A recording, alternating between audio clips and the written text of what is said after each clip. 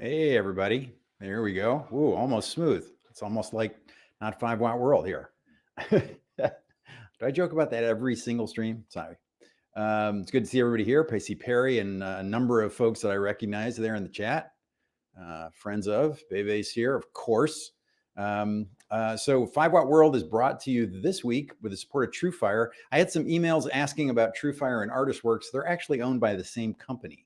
And so I'm not jumping ship from TrueFire. I'm going to alternate and promote each one. I've actually used both over time. And the weird crossover for me is, I think I said last time when I did ArtistWorks that I did ArtistWorks lessons back in the day with Guthrie Trapp, and he actually just released a course on TrueFire. So it's like what goes around comes around.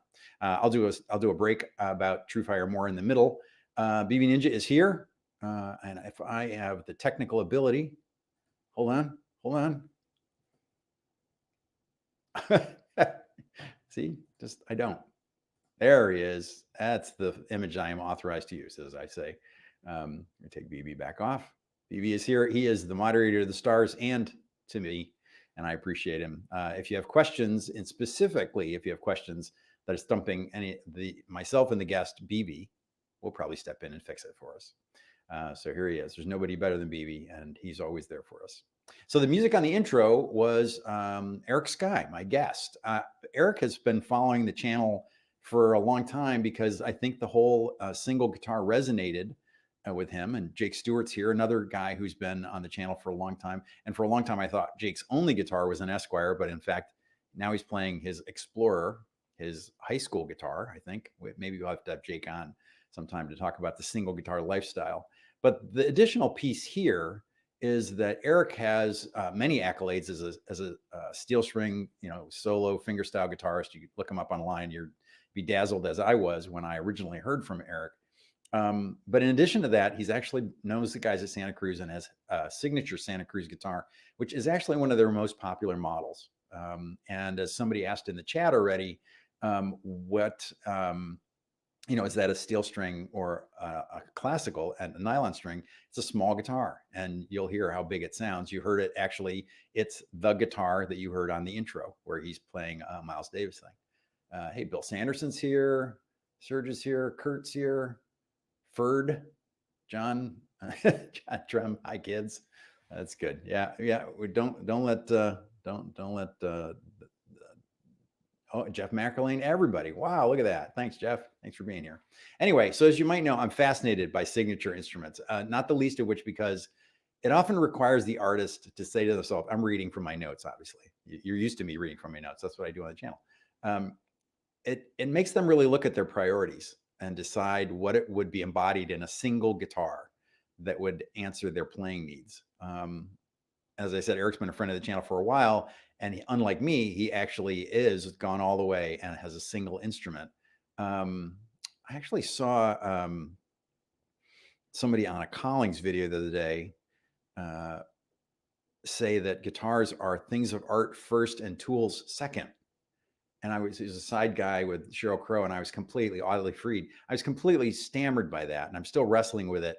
They absolutely are beautiful things. But of course, they are tools to express ourselves musically. So we're going to talk about that today. We're going to talk about Eric's journey to single guitardom. Listen to me make up words. You think I studied sociology in school.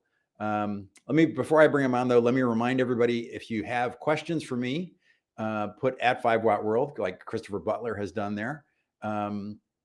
and I'll know that you're trying to get my attention. Otherwise, I'll assume you're speaking among yourselves out there in the Friends of 5 Watt universe that you live in, and I appreciate that. So let me get on with it here and bring Eric on.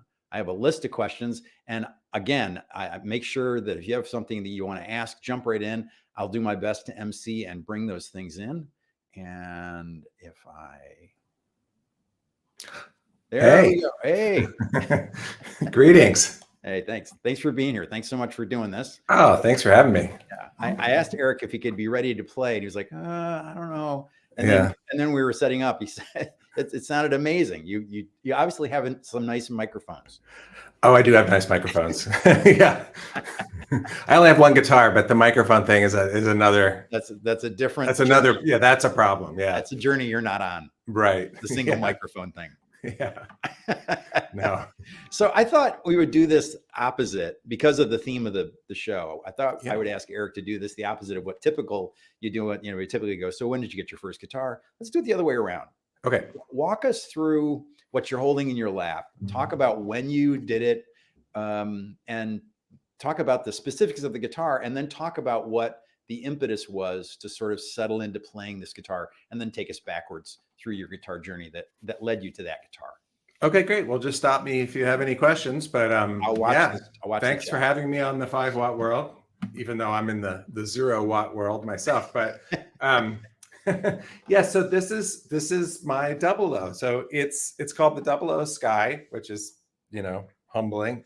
And it's hopefully it's not getting too much clearer, but anyway, it's made by the Santa Cruz Guitar Company, and I have in my hands the number 1, and I call it number 1. And I've had it since I think 2011, and we started on the project in 2010. So it took about like 8 months to a year to dial in what we wanted. And I think it debuted at NAMM, the 2011 NAMM. Yeah, I'm positive it did, because I remember that my T-shirt from NAMM that year says this goes to 11 or something like that.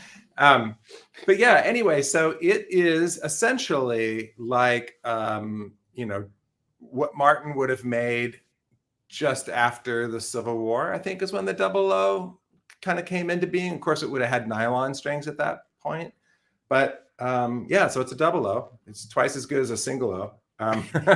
But I'll have to go back to the Martin history video that I made. Yeah, anyway, it's really close to, the specs of a vintage instrument with a couple tweaks, and it's really close to the standard Santa Cruz.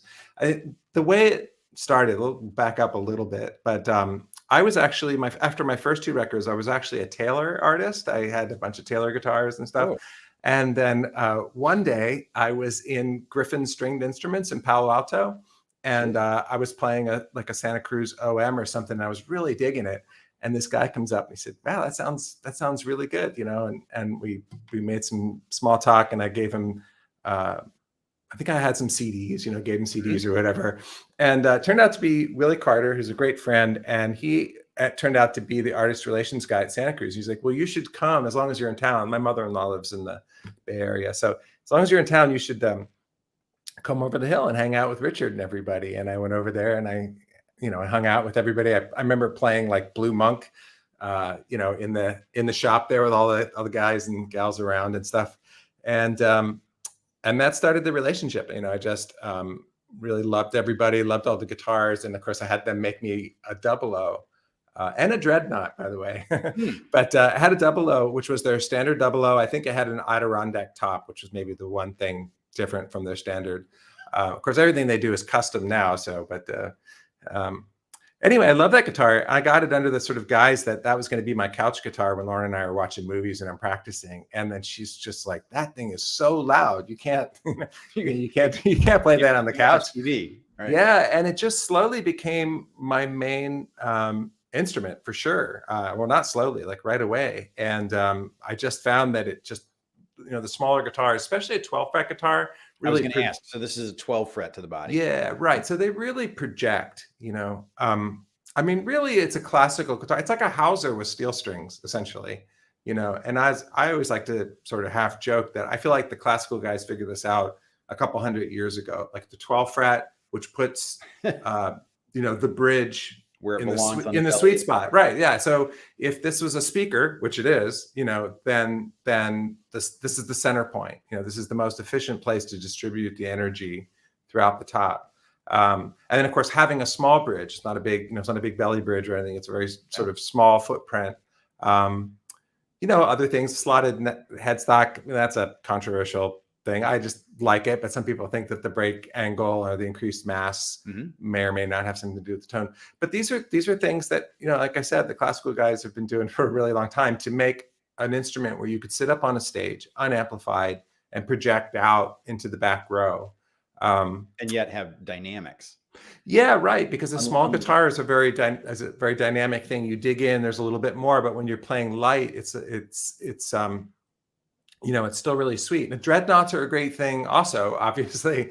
Yeah. But it's a lot of wood to get moving. And so, you do need to lay into it. And for people whose, job it is to lay into it, it's a great thing. But sometimes bigger guitars have more sort of apparent volume. You can feel it in your chest, but they can also be sort of hollow in a way. Well, they are hollow, but sort of hollow in the mids, Right. And but small guitars, again, like they just kind of cut through that mix. They hit a microphone really well. I really kind of stopped using pickups after that. But anyway, I'm digressing. So I'm back in the Santa Cruz Guitar Company, and so I went on just having a relationship with them for a few years. Started making records with the guitar that they had made me, and then I know that one of the guys who was working there oh God, I'm just trying to remember his name now. God damn it. Rick Fagan. Yeah. He kind of championed the idea of maybe doing a signature model. But one day I'm walking my kids to school, and Richard Hoover, the founder and master builder and main guy at the Santa Cruz Guitar Company, calls me on my cell phone. He says, "Hey Eric, we want to do a signature guitar with you," which to me was like Steve Jobs calling and saying, "You want to do a signature phone?" Yeah, right. But bigger, Right. And anyway, it was just super exciting. And so we kind of went back and forth, and it was like I'd had my other 00 for some time, and basically the question is like, what would you do differently now? And a lot of it was nerd stuff like string spacing. So we increased the nut width to 1 13/16. So the other one was 1 3/4. So it's a 1/16 of a difference. But as everyone probably tuned into this knows, that's a huge difference. Yeah. Maybe not quite as wide as the original vintage Martin version, I believe, would have been 1 7/8. So it's not quite that wide, but it's nice. And I feel like, when you first grab it, you're like, oh, that's a big neck, but then after you settle into it, you realize that you can probably play more cleanly, particularly if you're playing chords where the notes, you have the fretted notes and open notes need to ring out evenly or whatever, anyway. And then for the right hand, we increased it also a 1/16 of an inch. So I believe their standard is like 2 3/8, and this is 2 1/4. Okay. I have another one that's 2 5/16, which I'm kind of digging too, but that's also just allowing a little bit more space for the right hand fingers to kind of get down in there. Get in there, yeah. Yeah, and but not so wide that sometimes when they are a little wide, I like to flat pick too, and in that case, sometimes it can feel like it's a little bit of a journey from one string to another. So I was going to ask, so and just so that everybody, that the folks that are in the stream realize that you actually have a few different, very slightly different variations at the house of that guitar. I know I didn't bring them upstairs. Sorry. No, I just want people to know that the journey, like you were just mentioning, another guitar with a slightly different spacing. Yeah. That is still something that you're trying things and wrestling, and it's not. You've been playing that guitar since 2000 and when 11, yeah, 2011, nonstop. Before we were live, I said something about somebody asked about whether. Oh no, I asked if in the questions whether you ever played classical. You're like, no, that was just a video. This is my last 7 records. This guitar. Yeah, wow. This is the one and only. Yeah, I think on the record with Mark Goldenberg, I used one of the other 3 of these that I have. But other than that, I pretty much just play number 1 all the time. you know, it's just well, we can get into minimalism and stuff later, but you know, it just serves me well. But as far as the guitar goes and the specs, get all the technical stuff out of the way. It's an Adirondack top, which is also consistent with, you know, the way the guitars used to be made. And I mean, I love Sitka too. This just happens to be an Adirondack. It just, you know, sometimes it tends to be a little bit bigger sounding, a little bit punchier sounding, but not always. Sitka guitars are great too. And then the backs and sides is probably something we really spent a lot of time on. I don't know if you can see this, you guys. Yeah, you I can. don't know. Okay, good. Try to towards the light, it really grabs the grain. Yeah, there's my monitor. There's my window. It's very shiny. But anyway, this is Cocobolo, which is also a rosewood, but it's a rosewood from the Yucatan Peninsula in Mexico. And like African blackwood, it's the heaviest wood. You know, if you go into a shop and you get the Cocobolo, it's like, wow, you know, it's very, very dense. And there's a certain school of thought that when you have a very dense backs and sides, that's pushing things forward. So I buy that, you know. So I like that. Otherwise, it is a rosewood. It does have like a little bit of a slower, bloomier, warmer, for want of a better word, kind of in the bass. But like Brazilian, it has a little bit of glassiness to the bass too. So it's not just kind of as woolly maybe as some Indian rosewood can be, although I'm a huge Indian rosewood. That was actually the you know, unbelievable as it sounds, Richard was like, this thing could be anything you want, you know? So, you know, the two that I was really going back and forth with was Cocobolo and Indian rosewood, which is now, you know, it's so ubiquitous, people don't think that much about it, but I think that's a killer sounding wood. For that, again, for that bloomy kind of note, this is definitely cork sniffing territory, but also that sort of reverby quality. You know, you play a note and it just really has that natural reverb and not so sort of dry and fundamental sounding, which is also great, but this is what I was looking for. So wood choice was a big thing. String spacing, scale length is another one. Before we leave woods, the bridge is made of ebony, as is the fingerboard, and then the neck shape. Yeah, and the neck is made out of.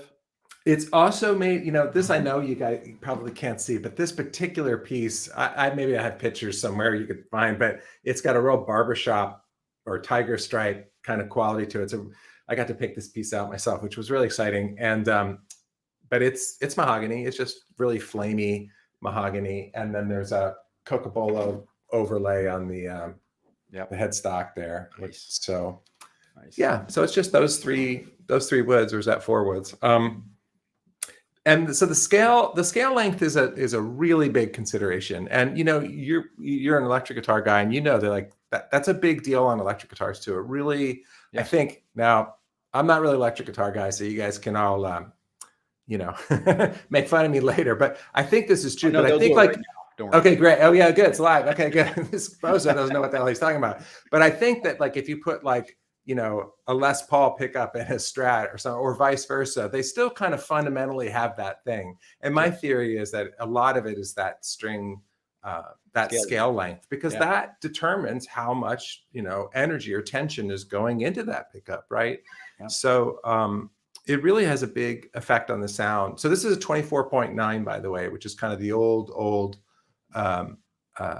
Martin scale, whereas I think the standard Santa Cruz is 24.75, again a 1/16 of an inch difference roughly. And a lot of, you know, what they call short scale guitars now are that sort of really Gibson thing of 24.75, but that little 1/16 of an inch just kind of gives it that, it's just a little bit more tension. And so I just feel like in the bass in particular, I feel like it has a little bit more power or something. But that 24.9 feel for my left hand is really nice, because I think deep down, if I could only, you know, if I had to whittle it down to one thing, I'd say I'm kind of more of a blues player. Like my left hand wants to wiggle notes and slide and bend and all of those things. And where I notice, you know, that decrease in tension the most is when I'm moving the string more side to side, you know, that kind of thing. So I really dig that. So the obvious thing to do now would be to make a little bit of noise on it, and then we'll have you talk about kind of how you got to feeling like this was, besides your wife saying that's too loud for the music for the TV show. Yeah. All right. Well, I'll play like just the chorus from one of my slow blues tunes. See if there's anyone still logged in after this. This is the chorus to one of my tunes that I made up a long time ago. It's a 20-bar blues that I wrote for my grandmother because she lived to be 103. Wow. And when I was a kid, and she didn't speak such good English, so she would just sit in the backyard in our suburban house and just sit and look at the sun and drink iced tea. And I used to look out the window and go, I think that's the Buddha. I don't know. Anyway, so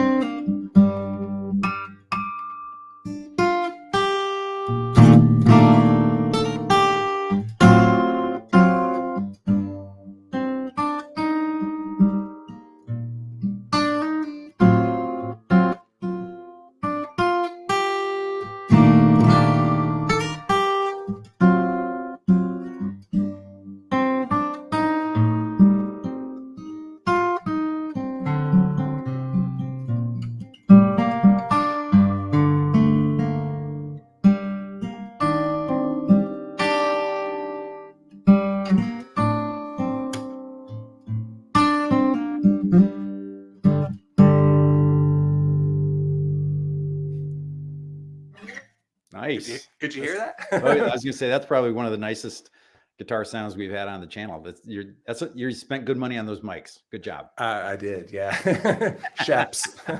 Yeah. Oh, thanks. Yeah. Well, anyway, so that's a little bit. That's my tune called "Blues for Frida." It's on the record I did with Goldenberg. Which that record's called Artifact. Oh, you know what? We happen to have the cover. Because we're 5 Watt World. We have stuff like that. Oh, that's so great. Yeah, Mark took that picture on his phone. Yeah, I mean, I've made, I guess, 9 or 10 albums now, and that's one of my favorites. That was a moment. The thing I remember most about that, because Mark and I live 1,000 miles apart, which keeps the fighting to a minimum, and but also keeps the practicing to a minimum. So I showed up with 4 pieces of paper, 4 lead sheets, and he had 4 waiting for me, and we put them on the music stand. And that record, honest to God, is just one long take. Wow. I remember going out to lunch at 1 o'clock, and we're like, wow, did we just make a record? I think we stopped to pee once, but yeah, we just played straight through and just improvised. And yeah, and anyway, most of my records haven't happened quite like that. And it was just such a neat moment. Neat. Anyway, that was one of the tunes from that. That's like the 1 minute version that the tune's like, 8 years long. But I got a couple of questions here. Shoot. We're going to start with Christopher Bell asking one off topic. He wants to know what headphones you're using. And you just said how much you like your headphones before we started. Yeah, these are these are Sennheiser HD 650s. And Open back? Yeah, open back. These are what I use for mixing, and more critical listening. I love them. I'm so crazy about them. And they're going into a Neve M88 that I use for my, D to A. So a headphone amplifier makes a big difference too. Yeah, I love them. Yeah, I'd like to do a signature headphone too that comes with like a hairpiece. I think that would be really good.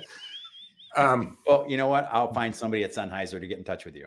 That would be great. Okay, yeah, I'm on that. I'm just looking in the window here, like, wow, a lot of forehead. Yeah, get on that. Well, we're overdue for getting a guest to make me laugh till I'm red in the face.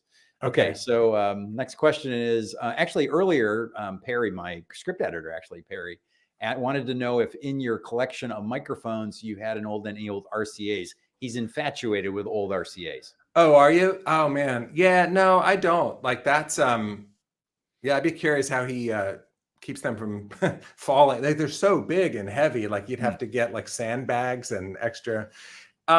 I haven't had as much luck with ribbon microphones, to be honest. I've had a couple good ones. and I'm still holding out, to maybe get one. I think I need a new house, really, because my house isn't grounded, and ribbon microphones are kind of like Telecaster pickups. Yeah. And every ribbon mic, I've had some really nice ribbon mics in here, and they almost always will have some sort of 60 cycle thing that I'm chasing around, or you can't have your computer on at the same time, which doesn't work so good. 3 years ago, I was flirting with building a new house and ended up buying a place, but there was somebody on the channel who had built a lot of houses, and really kind of high-end houses. And he was going on to me about how much a 20-foot ground rod, how much more silent the whole house would be. Like you add a secondary ground rod. So I actually added a secondary ground rod to this place. Oh, really? Not a 20-footer, but yeah, everything, if you're into town, everything's grounded usually to the water system. And, this is a huge deal, like you said, especially for electric players. It's your quality of your electricity in your building is everything. But this is that'd be another whole live stream. We had another question here. So Perry also wanted to know if you do different tunings, or are you mostly playing out of standard? Do you carry multiple guitars for multiple tunings? If you do use them? Oh, yeah, good question. I go into drop D a lot, especially with my flat picking hat on. And sometimes with like some of the kind of blues stuff, I'll drop the 6th string down to C, and then the 5th string down to G.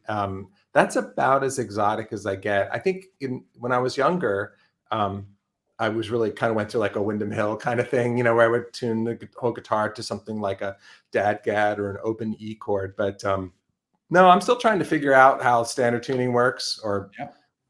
So I'm in missionary tuning most of the time. I'm basically. I've never heard it described that way. Sorry. No. I'm just trying to see if I can get you to turn red, man. I'm already red. It's 90 degrees here. Joel Schmitz wants to get on the waiting list for a pair of hairphones. So. Oh, man, I'm telling you, it's going to be a huge hit. You asked me something about multiple guitars. No, I only show up at the gig with the one guitar. I have 3 of these. In fact, you asked me about that a little while ago too. The other 2 are in the basement, and I should have brought them up, but I didn't. But they look exactly the same. My wife thinks they're the same. But let's not go down that road. I know. She's probably watching this, so I'm going to get it tonight. My number 2 that I got about 6 or 7 years ago, the one that I used on the Artifact record, is exactly the same, except for it has an Italian top. And people are always asking me, like, does that sound really different to you? And like, no, not really. Sometimes, but it's hard to, be objective. They always have like different strings and different action and stuff, but so not overtly different. A more recent one that I got, it has mahogany backs and sides, and that one's super different. Sometimes I'm like, wow, what is this? And then that has a little bit wider string spacing, but yeah, I got to start playing that one more. I've put up a couple maybe videos on my Instagram with that one, but I just travel with one guitar, and since I don't go into different tunings or whatever, and plus, I don't do it as much, but especially like 2012, 2013, 2014, I was really kind of touring a lot, buying a lot of flying, because I'm just me, right? I'm like a comedian, and I just need a microphone and a glass of water and a plane ticket. So it didn't really make a lot of sense for me to drive. So yeah, for flying, having a 00 that fits in the overhead and just one of them and a suitcase is just, it's just really great. So we're coming up on the half hour. I have to do my spot, but oh yeah, I can't let that go. So what kind of a case will that go around that and then go in an overhead? Okay, so here's a quick tip for everybody. If you fly domestically with a guitar, only fly Southwest. I know maybe people have beefs with Southwest, and you don't always get to fly across the whole country without making a stop. But they are really great with guitars. Their business model of only using 737s, they use 3 different kinds, but they're essentially the same. So that there's always predictable what that overhead is like. It's big enough, to put an in-law up there, but and then the idea of like you paying $30 extra to always be in the A group, and those overheads being first come, first serve. I have flown on Southwest. I think I figured it out like in a few years there. I had done like 200 flights on Southwest, and I never was asked to check my guitar once. And I never didn't have my guitar within one row of being over my head by, again, being willing to do that the thing of maybe having to stop on the way to New York, and then also paying the extra $30 for what they call early bird. So, and I have a Carlton case. I was just going to say, so you have a Carlton? Yeah, which is, I couldn't find a 001. I got a classical one. It fits exactly the same. So it's. I don't have one. I understand they're heavy. Yeah, they're kind of heavy. And I haven't really technically needed this for that one time when I do have to actually check it. Right. Alaska's pretty good too. But I won't fly like American, United, or Delta or anything like that. I just if a promoter wants me to do it, I'll just eat it and get the ticket myself. Right. So let me do my TrueFire spot, and then we'll come back to questions. I think you've got everybody laughing on the missionary tuning thing. I think that was news to so many people. People have never been to Portland, I guess. So I started using TrueFire because I was living up in the mountains, and I had trouble finding a local teacher actually who could teach the variety of music I was interested in. There's 45,000 lessons in the library covering all styles and levels. There's tab, notation, jam tracks, slow motion, looping. You can tailor the way you're adjusting to the material, the way you're digesting the material yourself.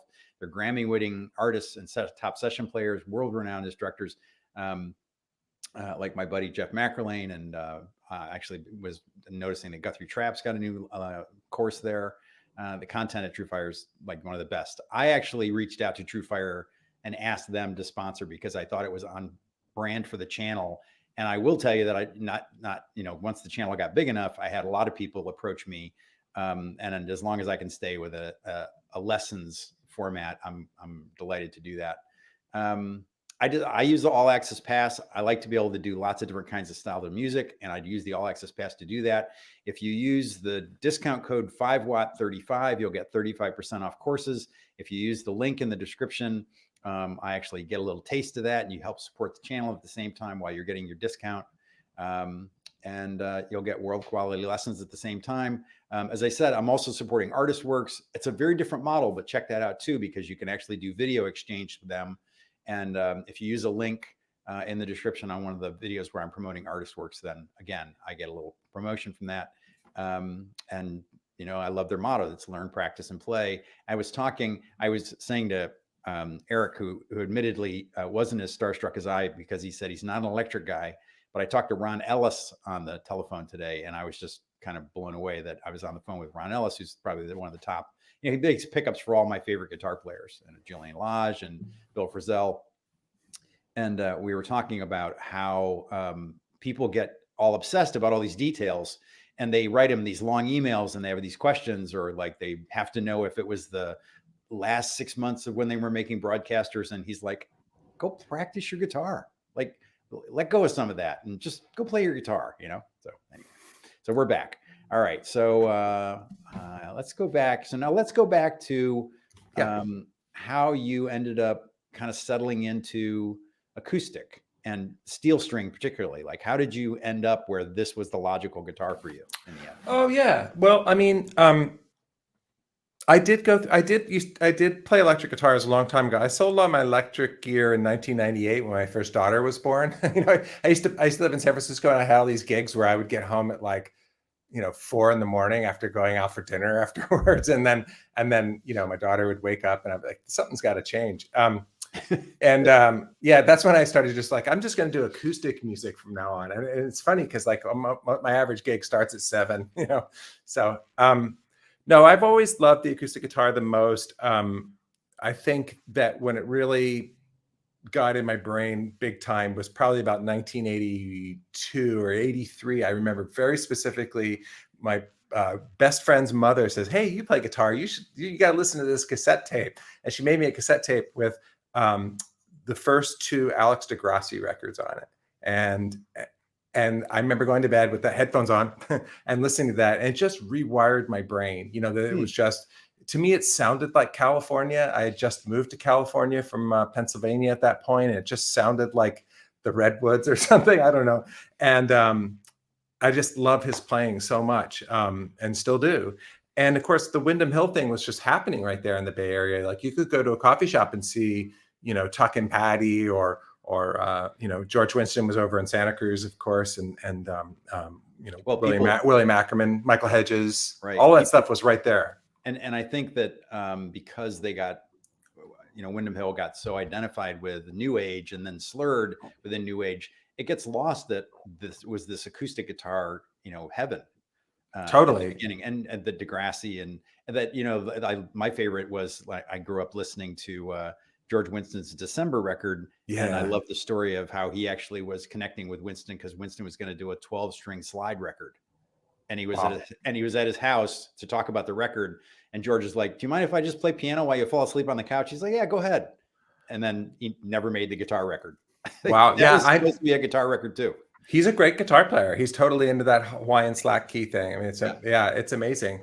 But that, I think, being around that music, which, by the way, still influences me greatly as an acoustic music, recordist and producer, because that was also a big change in the way acoustic guitars were recorded. That sort of big stereo wide image, but close. Like classical, recordings are always sort of far away, lots of the room sound.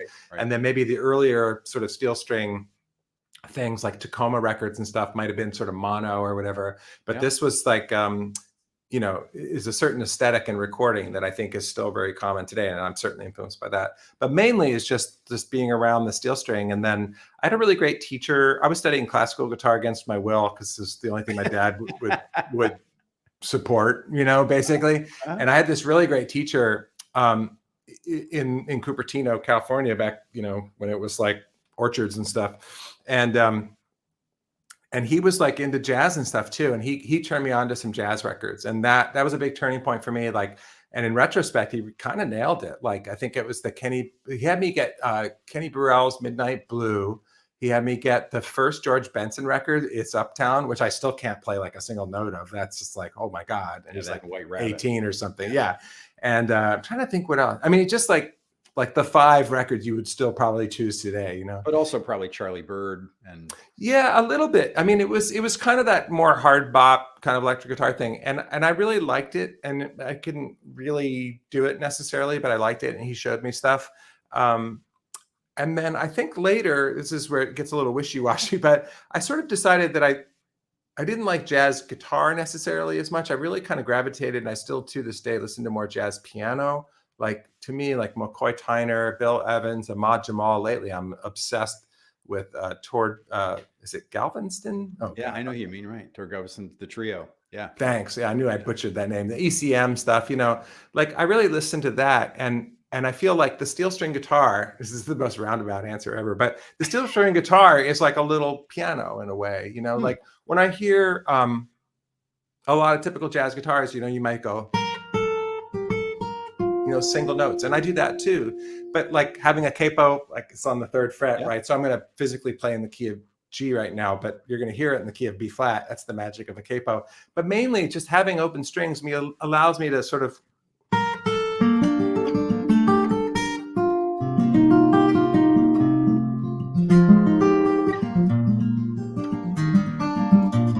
in my mind, it's sort of like piano-ish flourishing.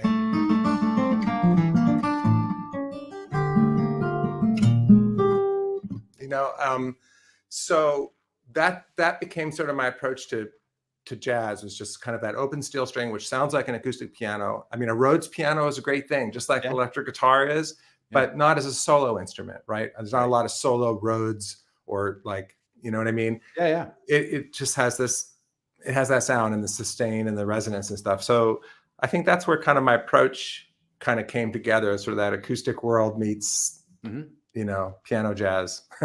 That's beautiful. I love that you played that. You're going to do 2 mechanical things, because I think people are going to ask, or they should. Talk about the rest. Can't really see it in the frame. Maybe if I. Right. Okay. Let me put you in full frame. I'll take myself out here. Wow, space is the place. Okay. So yeah, you're talking about this. Let's see if you can see it. Yeah, can you see that? It's like a little, I call it my kickstand. And there's a hole here that the end pin is going through. And then there's like a suction cup right here. And it just goes bloop. I mean, there's a lot of these devices on the market. And so it just, again, I'm wearing a lot of black here, but it just kind of sits on my lap. And so now it's just sort of in that sort of classical position. Yeah. So you just, so it's there. I was watching a video of yours earlier where you have just like a big foam one covered in leather that's holding it up as well. Oh yeah, that if I don't have an end pin, so I think I was borrowing Mark's flamenco guitar, and I think that's why. All the same video. It's confused me about. Yeah. So someone randomly sent this to me in the mail once. I was like, "What is this thing?" But it came at this time. I think it was around 2012. I did the show with the great classical guitarist Michael Chapdelaine, and then Grammy Award-winning guitarist and fellow Portland resident Mark Hansen. We did like a 3-guitar thing, and there's this picture of us, and that someone put on Facebook, and they wrote posture, the good, the bad, the ugly.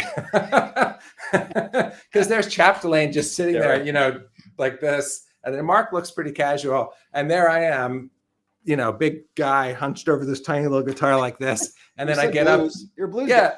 right, a blues guy. And then I would get up after the gig, and I was still shaped like a chair until I went to bed. Right. And then I was also dealing with some golfer's elbow, which if people don't know is when you have pain on the inside here. Okay. And so someone sent this to me, just like, hey, you know, check it out, and cured, you know, just like no more golfer's elbow, and my back is, you know, pretty good. I still a little bit of a slacker, but so what kind of capo are you using? It's called an Elliott. It's this guy's last name's Elliott. You can just look Elliott capos. They're pretty expensive, but I was going to say this is what Jason Isbell uses.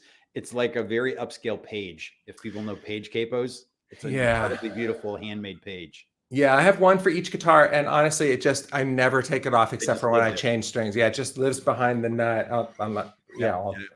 So it's really great, and I use a capo like all the time. I can't play without a capo. Cool. Basically, I mean, because of the reasons that I mentioned before, like being able to play in flat keys and yet have open strings. It's almost like having 5 fingers, you know, and get sort of like Bill Evans-y kind of voicings that at least I couldn't get. Maybe someone else could get. Which then leads us to your right hand. And people haven't asked, but I remember asking you because I don't think I've ever mentioned it here. I have very soft nails, and I've never been able to do fingernails. Yeah. Put it up in front of your face. It probably would help. Oh yeah. Yep. Then it'll focus. Well, yeah. All right, there. Yeah, I'm more attractive that way too. We're back to the hair phone. Yeah, right. All right. Well, you can look these up. They're called Alaska finger picks, like the state, and they're really kind of cool. They're plastic, and you know your natural fingers coming through here, so you can still text. The thing that was amazing is you've got these finger picks on, and you're doing all these artificial harmonics. Yeah, and I think that's why. And so anyway, I've been using them since my second record. So like 20 years or something or more. And I file them down pretty short. They come kind of long and pointy and thin and maybe a little thin sounding. And then so I'll take like a 4-sided file and get them kind of roughly where I want them. And then I use like 1500 grit sandpaper to really buff them out like a classical person would. Mm-hmm. And I have them pretty short personally. So you're hearing a lot of natural, you're getting a lot of skin and then just like a little bit of a finish of the note. I don't know what that demonstrated, but, and then I've got a thumb pick. It's a Fred Kelly. And I filed this down also really short and I make it pretty round. So it has a nice, because a lot of times thumb picks, you know, if they're pointy, they have not enough bass for me. Mm-hmm. And also if they're really high, it kind of makes your thumb in an awkward position. Kicks it out. Yeah. I mean, you know, in a perfect world, would I love to have just nails and not have to bother with this stuff? Like Mark Goldenberg. I mean, he's got like, you know, hooves, like this perfect nails or something. But I, like you, my mother's like super thin, short nails, and they're terrible. So it just wasn't an option. So I can take them off, go work in the garden. Yeah, you know, it's a cool thing. I've only had them fly off like once or twice. It's usually if I'm playing a really big guitar festival. You know, it doesn't happen at home. You know, only if I'm on stage in the middle of the hardest song, then I'll see it go shooting out. Yeah. And then I knew people would find those really interesting because I'd never heard of them. I've been around guitars since I was 14, which was a while ago. I really like them. I don't think they work as well for everybody because they sort of like, they kind of go under your natural nail. And so I don't know how to describe this, but you know, your nail bed is the point at which the skin and the nail connect. Mm-hmm. And if that's sort of far back from the tip of your finger, then it really has something to hold on to. But for someone whose nail bed is right on the edge of the finger, who by the way probably wouldn't need finger picks anyway, then they'll write me and say, I tried those stupid finger picks and they just fall right off, So it depends on your own particular finger thing. How long do they last? They start getting a little dents and stuff in them, and I sort of file them back again after a couple months. I get like 6 months out of them. Wow, that's great. Yeah. And then when I'm flat picking, I have an old piece of tortoiseshell. I've used the same pick for like probably 12 years now. Wow. And tortoise actually is known for wearing pretty fast. Yeah, it wears itself into a nice sort of very personalized bevel, and I don't know, it hasn't seemed to have gone any. Maybe it started out much bigger and I didn't even realize. But I don't know. You probably can't see that, but it's like a 3-corner shape, and it's about 1.5 millimeters, and it's the only pick. I have a couple, but this is the one that I use for everything. Yeah, cool. That's great. So you said you were playing electric guitar at one time, and then you kind of moved in this direction. And then this has been your gigging. And I was really impressed. One of the things I always want to talk, and we're blowing through the hour here. I always want to hear sort of what balance of teaching and gigging and recording kind of you have in your life that you've been doing. You're a professional guitarist. You've been a professional guitarist. I say with wonder in my voice. Well, it used to be a lot easier. I mean, my first couple of records, they sold, it was with a label and stuff. And then even after I sued them and wasn't on them anymore, it used to be great, to sell a lot of records. So now those are a little bit more of a lost leader, although we still sell some. I've been teaching guitar full time since 1987, and I love it. And I would say that that's kind of still my main thing. I teach in person. I'm the guy in town, and I've been doing it long enough that I've been running a waiting list. People want to come, so it's great, and I love it. And then I've been doing a lot of Zoom, which is a little bit more like coaching, I guess, because we can't actually play together. Like typically my lessons are the two of us playing Autumn Leaves for 45 minutes straight, or maybe Billy in the Low Ground, whatever, or working on your tune, whatever. But with Zoom, you can't really kind of do that. So I work with a lot of guitar players to kind of help set goals and help them with their tunes and maybe show and demonstrate things that I do and answer questions and stuff. So that's a big piece of my pie. I do more and more. I'm doing more production and mixing. I like nerdy stuff. I can remix or edit, and things like that. And I'm hoping to, in the coming years, my wife and I are thinking, that maybe in our retirement that we would buy like a farmhouse or something and make like a destination studio, but just for small acoustic music. I can't really mix your drums and I don't want to. But for like a folk trio or classical or jazz, anything where I can use my sheps. I was going to say, somebody asked earlier what the microphone is. Oh yeah, they're sheps. Some people pronounce them shopes. They're from Germany, and these are the cardioid capsules. I can't remember the exact nomenclature for them, which is terrible. But they only make the one microphone, and then you buy different capsules. And I only use the card. I actually have a figure 8 too. Those are my main microphones. I'm a big stereo mic person. You're running a single mic for this, but I've watched. No, I'm actually an XY. Oh, no kidding. Yeah, I don't really like XY, but for this kind of thing, I think it's nice because I'm thinking that my voice should be pretty centered in mono, right? And then the guitar should be somewhat big. But normally, I'm not a big XY person, right? Because everything's going there, your voice and the guitar. Yeah, everybody's going there. Yeah, great, cool. Yeah. Sean McCartney says, "If you like nerdy stuff, Eric, you've come to the right place." Well, right on. Welcome aboard. Exactly. You're among friends here. Yeah, that's great. So I've got record covers here, and we're, like I said, we're at 450. So the tune at the intro was from this record. Oh, wow. A Different Kind of Blue. Yeah. And that record was when? Yeah, that was 2012. And that was another one I did pretty much in one day. We just sat down and played it on a rainy Tuesday morning in Portland. I remember that. Yeah, 2012. And then I'm leading up to the most recent record. Oh Ballads no, and- that's 3 records ago. no, I have the Home on the Oh. Mid-Range queued up where I'm just doing them in order here. Oh, okay. So this came out when? Ballads and Blues. That's a good question.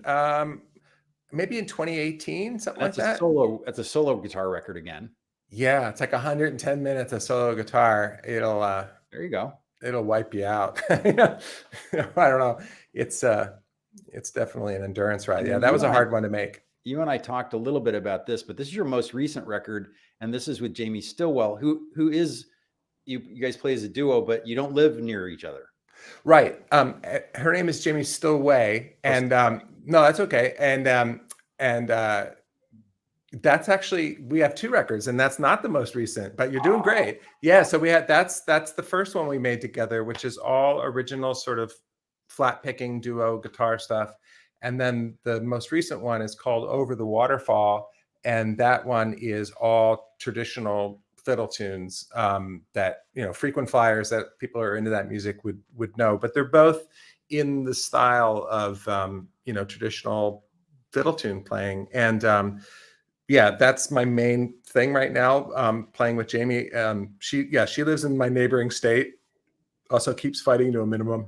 And practicing to a minimum. I'm not a big practice. I like practicing on my own stuff, but with the duos, I think, as Mark always says, you don't want to leave the fight in the gym. You know, I mean, the music is really all about the sort of interaction and the conversation. So, you know, we just agree on what tunes we're going to play, and then we just play them. But yeah, I love playing with Jamie. She's an amazing artist, and great guitar player, great improviser, great composer, especially, and fearless and a great listener. And it's just a ton of fun to play with her. So how did you connect with these people that you've done duo things with? I know. That's a really interesting thing to me. I know, it's a good question. At guitar places. So Mark and I were put on the same stage kind of last minute at the Healdsburg Guitar Festival when that was a thing, in probably like 2011 or something like that. And he sat next to me and he played like a tune, and I was like, oh, good Lord, this guy's amazing. You know, I mean, that doesn't happen. I mean, really, like, extra special. He had his that sort of sitar drone thing on his phone, and he put that under his chair. And then he started improvising. Anyway, it's just incredible. And then I'm like, hey man, you want to play a tune together? And I think we played all blues, and it just felt so great. And then I had like a couple gigs coming up, I think in Phoenix and Flagstaff and stuff. And he lives in LA. And I'm like, do you want to meet me? You know?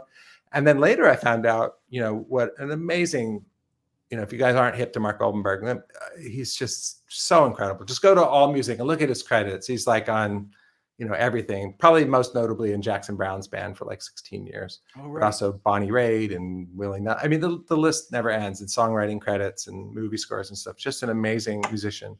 And so we just really hit it off, and then we made that record. And then Jamie and I, even though she lived at the Portland at the time, we actually met, I think, or bonded anyway. Oh, I think also at the Healdsburg Guitar Festival. But we bonded because she also is a Santa Cruz artist, and we shared a room. We had bunk beds in the NAMM house. And then we just started doing all these late night jams and stuff, playing things like the Red Hair Boy and stuff, and just going down the rabbit hole, and just also immediately had that, you know, that interactive thing. And then Tim Connell is a mandolin player that I made a record with, that I've also had a really great connection with. Drummer Carlton Jackson, we never made any records, but my old jazz trio, you know, he unfortunately passed away, but he's another great musician I've worked with. And of course, you know, our mutual friend Adam Levy and I have done, you know, some videos and stuff, but we're going to do this guitar camp next month, and he's going to be with me for a whole week in a room, and I'm going to convince him to make like a jazz blues acoustic record or something with me. Well, and I've been encouraging Adam very much on his channel, and you as well. I would say you guys just record all those jams and work them into videos. How we do that? Yeah. So I love duos. Duos are my favorite setting. If I ever start a record company, it'll be called like Duo Records or something.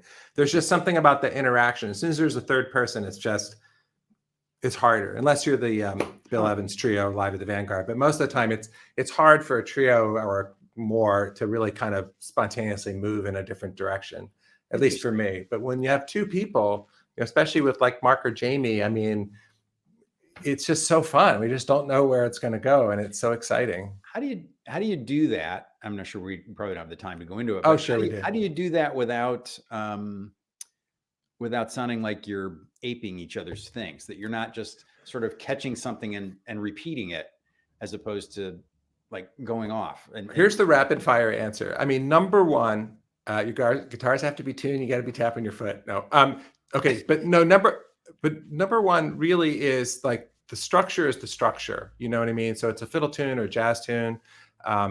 You know, can't let go of the structure. I mean, I guess that goes without saying, but sometimes when we're both sort of improvising at the same time and it gets intertwined, and it can be easy to be like, whoa, where are we? You know, but I think, and sometimes that does happen, but most of the time we're very in it like that. I think it's all about, you know, listening. And anyone who's married knows there's a big difference between hearing and listening. You know, sometimes we hear someone talking, but we're really thinking about what cool thing we're going to say when they're done talking. Yeah. Other times we hear someone talking and we're really absorbing what they're saying, and then we can really respond. Or when we're actually kind of talking at the same time, which sometimes happens with those duos, it's almost like you got to kind of stand back and see the totality of it. And I mean, I don't mean, I'm on the West Coast, so I'm going to get a little woo-woo, but you know, you have to sort of like, you have to, you know, get disembodied from your ego or whatever. It can't be about what cool thing you're going to do now. You know what I mean? You have to just kind of really just serve the music and serve the other person and really just be listening to the other thing. It's interesting. I've always been very interested in small group jazz. I've never was really, to be honest, I've probably never felt like I was a good enough player. And I had a trio, I had an upright bass, vibes, and guitar trio, which is one of my favorite formats. And I know what you're saying about sort of, if you get such a ton of gigs to be able to kind of go with each other, but it's at the same time, I could lay out a little bit, but it doesn't feel like you could lay out much in a duo. Sure you can. I mean, oh, absolutely. So here's the thing about Jamie Stowaway, for example. She has all kinds of amazing solo guitar records. If I get up in the middle of the tune and go sit in my car, it's going to be a fantastic show. And it's the same thing with Mark or Tim Connell or any of the other people I've been lucky to play. Adam, for sure. Yeah. You know, so that's my baseline. It's like, what little bit can I do? Yeah. Yeah, they could be doing this alone. And yeah, so that's my feeling. But I know in a minute if someone doesn't have that, and you know, I might get in trouble for saying this. So there's ageism and possibly a gendered remark. But you know, I think there's something about, like, Mark's a little older than I am, you know, and Jamie's a woman. And I think now that I'm getting close to 60, like there's something about the testosterone and ego and stuff that's sort of dissipating, you know, a little bit. And so I can tell when someone's just like in the pissing match mode or just waiting for me to stop playing so they can play whatever, versus someone who's really, truly listening and in it and supportive or whatever. And, you know, that's what I enjoy. In fact, I'm actually thinking about, I might do this, making a YouTube series just on accompaniment and just kind of getting into the zen of that, and just, you know, and give some ideas about voicing and techniques and stuff. But a lot of it's about staying out of the way and really listening and, you know, and you'll have your moment. I mean, it's show business. I mean, I like to do cool guitar stuff too. But again, I'm just trying to serve the music and the other person. I made a video last month about listening, and it was really spawned by a book that I read actually I read it 3 times now, I think, Kate Murphy, and it's a kind of a journalism's collection of things on listening. And one of them is that the imaging has gotten good enough where they can actually, you know, wire you up and have you in a conversation with somebody. And if somebody is listening to you and you have a sense that they're listening and they care about what you're saying, parts of your brain get used that if you're just talking to a camera in a small bedroom in your house, don't get used, which maybe people on the channel notice that. Wow. But when I have a guest and it gets me going and my face turns red because I'm laughing, there's parts of your brain, I'm sure, if they could MRI you guys while you were doing what you're describing, parts of your brain would light up. The summary of that article was, you get smarter. If someone is listening and they care about what you're saying, you get smarter. You're reaching Wow. for things that you wouldn't reach for otherwise, which is just, I mean, what's more woo-woo and beautiful than that? No, Right? it's fantastic. Yeah. Yeah. Yeah. Well, especially with the brain scans, because when woo-woo meets sort of neurology, then I'm interested. I There don't we go. really So care we're about. back to the nerdy crowd that you're among here.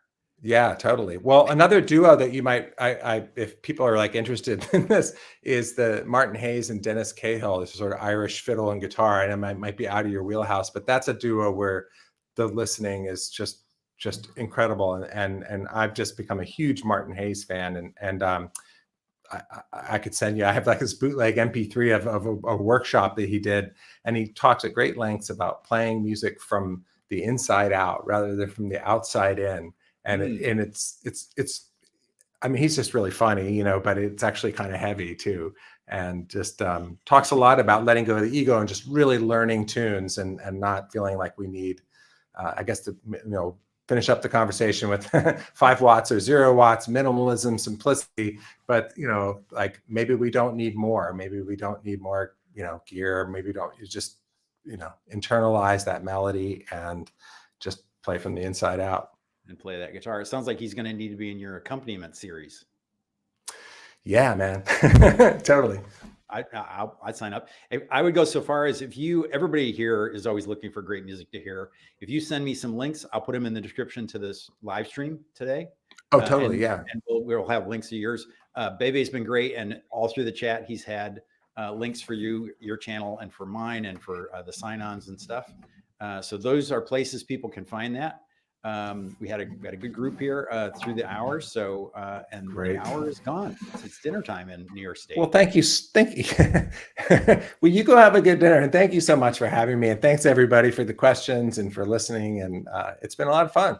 Well, I remember when I don't know, it was a comment or something. The first thing I heard from you, and I looked you up and I was like, wow, this really is a one guitar guy. I just make videos about it, but he is a one guitar guy. There he is. I knew that this would happen someday.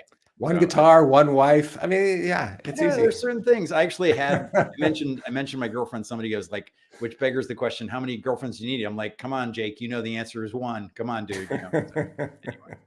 So, all right. Well, thanks again for being here. Thanks to everybody who showed up. I'll catch you later, Eric. And I'll take you right here. And if I can do this, if I'm half technical, there we go. I want to thank everybody for being here. Remember to check out the link for TrueFire in the description. It's time, I think we got a mahalo from Victor BB. So it must be, we're done. I get those every week. I like that. Uncle Left Eye's here. One wife, you're not trying. That's a history lesson, Lefty. We don't need to do that now. That's not the whole point. All right. So remember to check out the link for TrueFire in the descriptions, and I will talk slower in the future. Until next time, thanks for being part of the 5 Watt world. And I'm going to run that clip again and play us out here.